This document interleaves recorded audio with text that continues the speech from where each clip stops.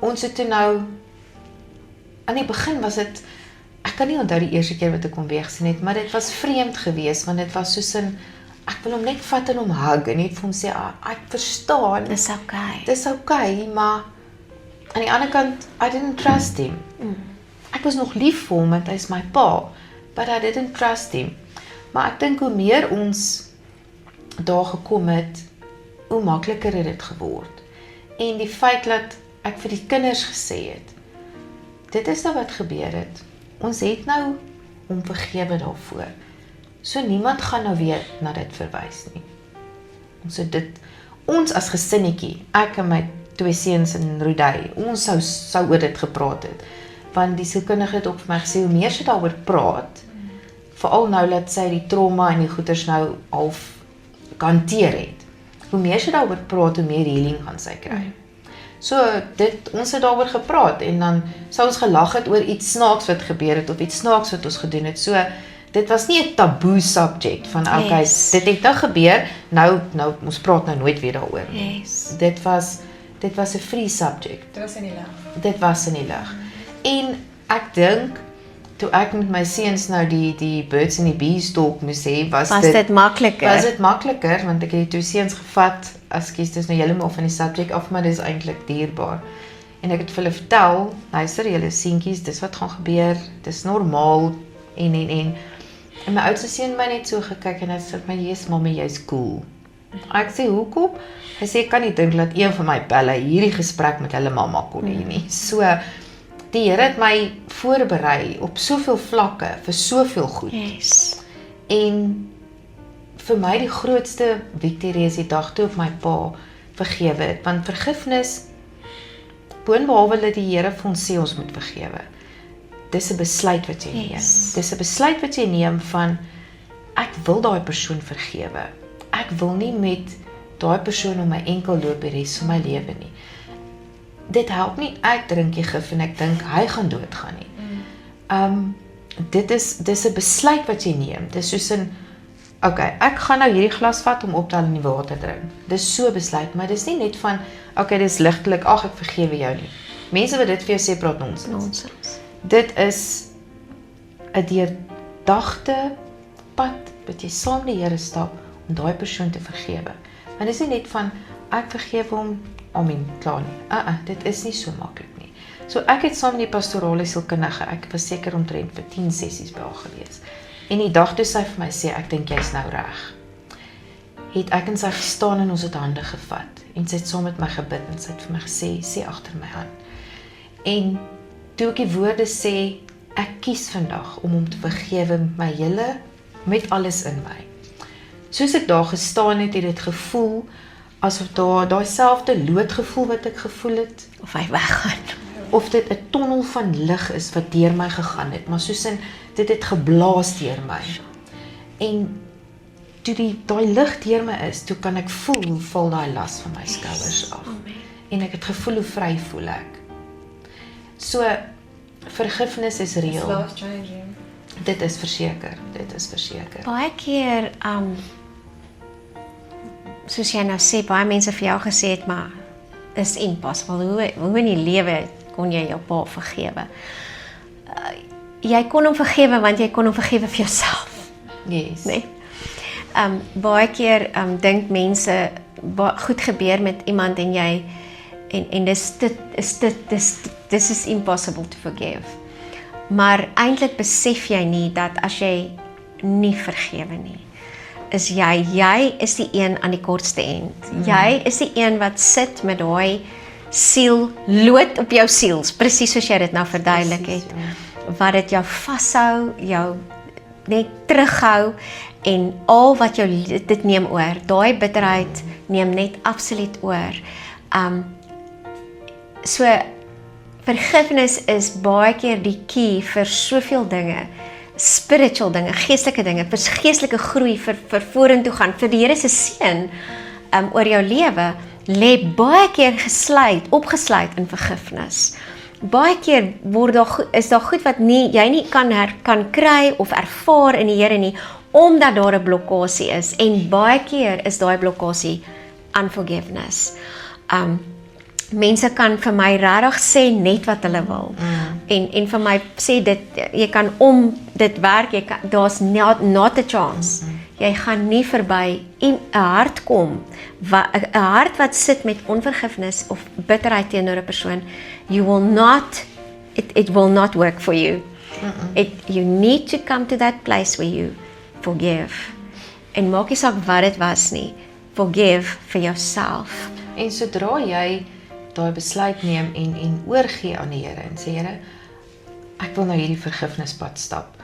Die Here sit strategies mense in jou lewe. Yes. Om jou te help. Yes. Want selfs die dokter by wie ons was, wat Rudy ondersoek het, hy het vir my gesê, liefie, onthou net, bitterness is a luxury nobody can afford. Sure. En daai woorde het vasgesteek by my.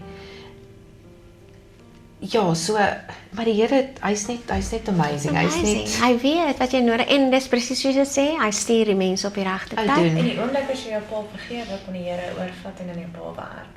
Yes. Presies. Namens jou optree. Yes, en ek moet vir jou sê, ek kon sien, want my pa toe nou later jare dementia gekry, en ek weet nie of dit nou maar van die skok was, van toe hy 'n kind was, en toe hy nou, want dit was vir hom vernederend. Natuurlik. En niemand dink ooit daaraan nie. Dis maklik om te sê, ja, daai is 'n moordenaar. God het daai persoon net so lief as wat hy my het, wat nie 'n moordenaar is nie. So, en ek dink al daai trauma was net vir hom te veel geweest. So hy het dementia gekry en my ma het hom versorg tot dink 2 maande voor hy oorlede is. So, en ons almal was daar, en in sy helder oomblikke sou hy altyd gevra, waar's Rudy? So hy het verseker spyt gehad. Natuurlik. Hy het spyt gehad, en ek dank die Here dat hy in ons harte gewerk het, dat ons hom kon vergewe, en dat ons saam met hom kon wees, tot die dag wat hy oorlede is. Want ek kon sien, hoe hy begin vrede kry het. Want ek het permanent vir hom gebid vir vrede, en dat hy met vrede sal gaan.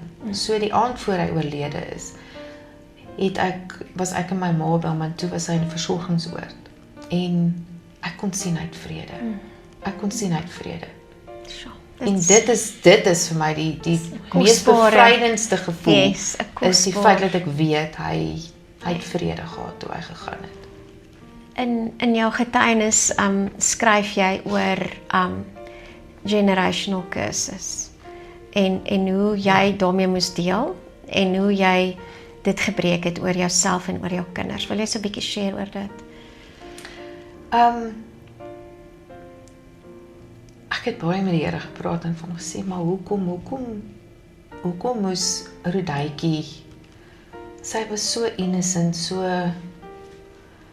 en die Here het bietjies vir bietjies het vir my oopgebreek, en dit was deel van hoe ek my pa kon vergewe het ook, was die feit dat, omdat dit soveel jare teruggegaan het, want dit het nie net eendag begin nie. Yes. Dit het soveel jare teruggegaan, en dit was oorgedra. En in daai tyd was dit heeltemal 'n taboe. Yes. En niemand het daaroor gepraat nie, en ag nee, wat moenie, kom ons praat nie daaroor nie. En die Here het vir my gewys dat hy het dit so bewerkstellig, dat dit was veronderstel om by my te stop. En dit het nie. En die Here het aan my hart gewerk, dat ek hierdie verhouding met my kinders gehad het, dat ons enigiets met mekaar kon share, en dat hulle my vertrou het met enigiets. En ek kon voor die Here se voete gaan neerval en sê, Here, in Jesus naam, sny ek dit af, en ek stop dit hier. Yes. Want my kleinkinders gaan nie daaronder ly nie. Yes. En ek hou aan daaroor bid. Want in die bloed van Jesus pleit ek elke dag oor my mense, voor ek my voete uit die bed uit sit. En ek spreek woord oor hulle, en ek spreek lewe oor hulle. Want jy as mamma, moet dit doen. Yes. Want as jy dit nie doen nie, die bose wag net vir 'n geleentheid, vir 'n klein gap, om ons mense by ons te steel. Kan ek jou vra, Wat was jou journey om jouself te vergewe? Cecile? Daai was nie 'n maklike een nie. Want ek het myself beloof ek gaan my kinders nie laat swaar kry in die sin van emosioneel nie. En slam dunk, hierso gebeur dit nou. Okay, rarig. So you thought you special. Dit was wat Satan vir my gesê het. En eendag het die Here net vir my gesê, jy het almal nou vergewe. Wat van jouself? Wees lief vir jouself, want ek was baie hard op myself. En jy weet hoe hard ek op myself is en die Here werk nog steeds met my op dit. Ek kon my wortels van rejection kon ek uitsorteer en ek kon tot waar dit begin het. Yes.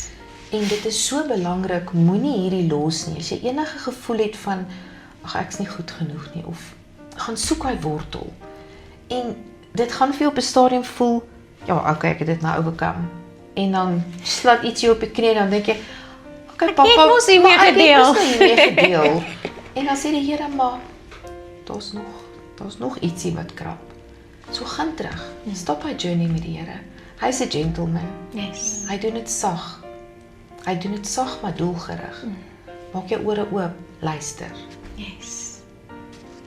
Die vrede wat jy ervaar het die dag toe jy jouself vergewe het? Ek het nou nog daai vrede. Jy kan dit nie vir iemand beskryf nie. Dit is net jy kan ophou om jouself te straf. Jy kan ophou om jouself te straf en die Here wys nou vir my as ek nou na my kinders en my kleinkinders kyk. Grace. Hy sê Here, hoe amazing is U. Amen. Al 3 van my kinders is so suksesvol. Hulle is gebalanseerd. Dit is net 'n miracle. Dit is net 'n miracle. Die hele storie is net 'n miracle. Amen. Vertel my van Rodai. Vandag is sy hoe oud? Sy 26. Ek wil net eers gou teruggaan. Die laaste sielkundige waar sy was, het vir my gesê, en dit is 'n ander ding wat mamas moet onthou wat se kindertjies te deur gegaan het. As jou kind 16 is en hulle kom in puberteit, dan is dit baie belangrik om hulle gedrag en hulle dop te hou. Want al het 'n mens met die trauma gedeel, as hulle daai ouderdom is met die hormone en dan is daar 'n kans dat hulle of na die een kant of na die ander kant toe. Hulle kan of promiskuus raak of hulle kan lesbies raak. Yes. Of dan nou. Yes. So dis baie belangrik om jou kind dop te hou. So ek het toe sy 16 was, het ek haar teruggevat na die sielkundige toe, net om seker te maak alles is reg en. En toe sê die sielkundige net vir my, hierdie enetjie weet presies wat sy wil hê. En dit is presies hoe sy is. Yes. Sy weet wat sy wil hê, sy weet waartoe sy op pad is en sy is net 'n lig. Al 3 my kinders is net lig in my lewe. Yes. As jy nou raad kan gee vir iemand wat dalk deur so iets is, of iemand wat in 'n situasie is met 'n kind wat deur so iets gaan, wat sou jy vir so iemand sê? As jy nie 'n support structure het of mense wat jou kan ondersteun nie, gaan lê by die Here se voete, want dis net hy wat jou kan help. Maar ek voel in ons samelewing is daar nie genoeg hulp vir sulke mense nie. Daar's nie genoeg hulp vir die ouers nie, daar's nie genoeg hulp vir die kindertjies nie, daar's nie genoeg hulp vir die mammas nie. Daar is nie. En dis een van my missies om op 'n plek te kom waar ek sulke mense kan help. Ek wil net nog iets sê, Rodai was in die laerskool, standaard 5. Toe het ek met 'n groep gedeel in Pretoria, wat juis 'n klomp mammas en vrouens was wat deur dieselfde gegaan het. En Rodaietjie het as laerskoolkind, het sy gaan getuig. En daai vrouens gehelp, om vir hulle te sê, daar is hoop. Met goeie hulp, yes. Ondersteuning en die belangrikste wat ek uit hierdie kan neem is dat jy in jou kind geglo het. Dis verseker. En sy het nooit getwyfel in dat you've got her back nie. En dit het die trauma vir haar makliker gemaak om te hanteer. Ja, definitief. Okay. As jy nou oor jou victory wil praat, en die victory wat jy ervaar vandag as 'n kind van die Here, wat beteken victory vir jou nou? As jy nou terugkyk op hierdie vreeslike journey wat jy deur is, en jy staan nou aan die ander kant victorious, want die Here het regtig ingegryp in jou situasie, bonatuurlik kom genees, verhoudings genees, siele genees. Wat beteken daai victory vir jou? Humbleness. Humbleness dat hy gedink het ek is goed genoeg om 'n voorbeeld te kan wees, om sy getuienis te kan gee. Humbleness, dis al. Yes. Ek wil afsluit en ek wil net in 'n neutedop net dan dit saamvat en net sê, baie keer gebeur goed in 'n mens se lewe waaroor jy nie beheer het nie. En baie keer saam met daai goed wat gebeur, kom trauma, en baie keer saam met die trauma is dan nou presies waarmee jy nou gesukkel het, is daai selfverwyte, daai om jouself nie te kan vergewe nie, en dan miskien ook mense wat natuurlik die goed aan jou gedoen het.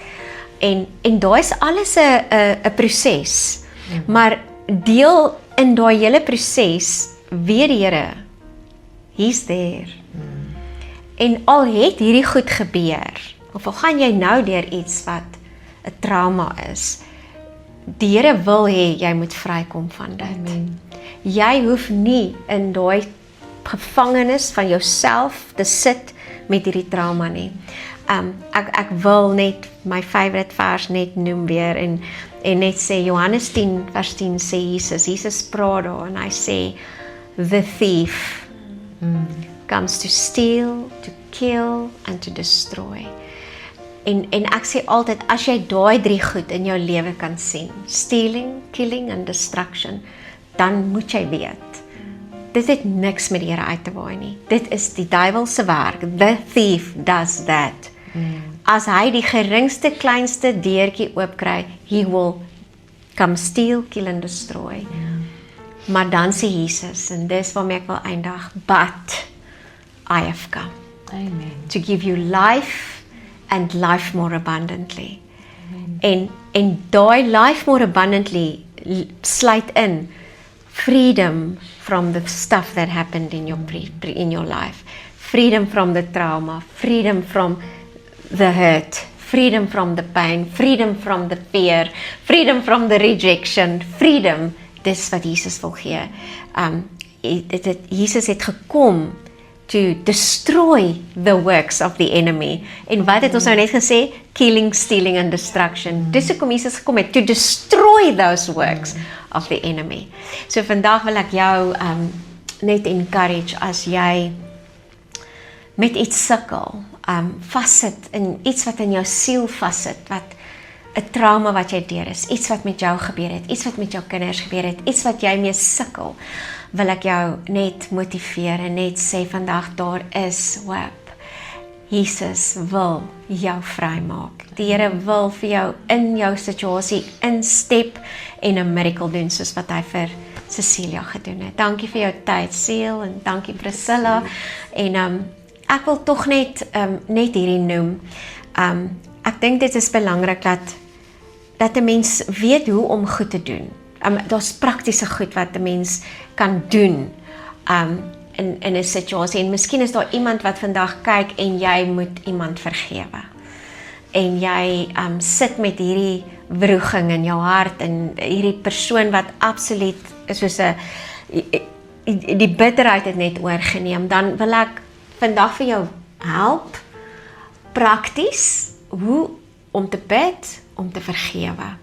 En as jy vandag op daai plek kan kom en kan sê ek kies vandag gaan ek saam met jou bid vandag.